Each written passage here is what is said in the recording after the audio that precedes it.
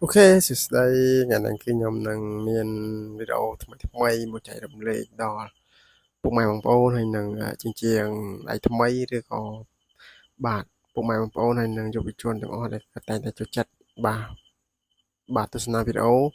បាទរបៀបកាត់សក់ហើយនឹងtechniqueកាត់សក់បាទកុំភ្លេចតាមដានទាំងអស់គ្នាជាមួយនឹងខ្ញុំបាទ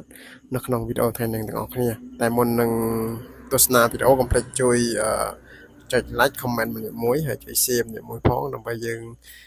ទស្សនាឬក៏ចែករំលែកតៗគ្នាណាពុកម៉ែបងប្អូនបាទ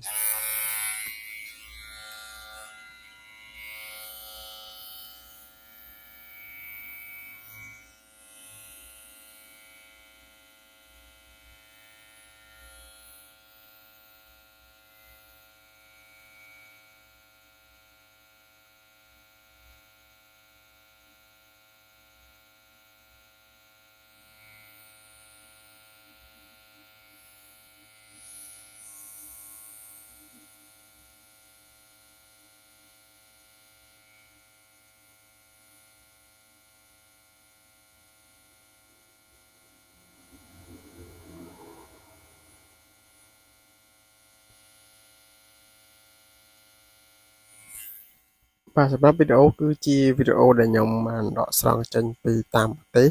បាទភាគច្រើនគឺខ្ញុំយកចេញពីប្រទេសចិនណាពុកម៉ែបងប្អូនបាទបើសិនជាពុកម៉ែបងប្អូនមើលហើយកុំភ្លេចshare វីដេអូម្នាក់មួយទៅហើយកុំភ្លេចជួយ comment លេងទាំងអស់គ្នាដើម្បី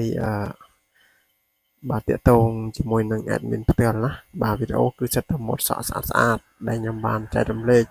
ហើយនឹងដកស្រង់ចេញមកពីប្រទេសចិនបាទសម្រាប់ពុកម៉ែបងប្អូនឬក៏ជាងកាត់សក់ដែលត្រូវការជាមួយនឹងផលិតផលកាត់សក់ឬក៏ចង់បានម៉ាទ័រកាត់សក់អាចទាក់ទងតាមរយៈ Facebook ដែលមានឈ្មោះឆាំវិបុលបាទឬក៏លេខទូរស័ព្ទដែលមានដាក់នៅខាងក្នុងវីដេអូ016 9398 19បាទគឺមានការ